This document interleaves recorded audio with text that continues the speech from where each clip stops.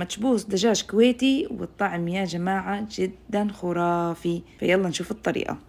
بصلة وبندورة والمطيبات رح نقلبهم بالزيت دقيقتين، بعدين رح أضيف عليهم الدجاجة دقيقتين على كل جهة. بنضيف الملح والفلفل الأسود وبنخليها على نار هادية لتستوي تماما. نحمرها ورح أكتب لكم مقادير التتبيلة.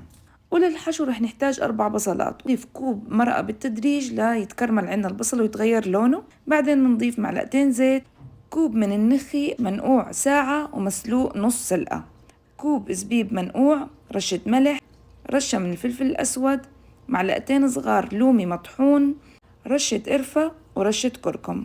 بشيل الحشو بخلي ربع الكمية بالطنجرة، معلقتين كبار سمنة، كوبين رز مغسول غير منقوع بال4 أكواب من مرقة الدجاج. راح ننزل منقوع الزعفران مع معلقة كبيرة من ماء الورد ومنخليها على نار هادية لتستوي تماما. جدا شهية، جربوها وعليكم بالعافية.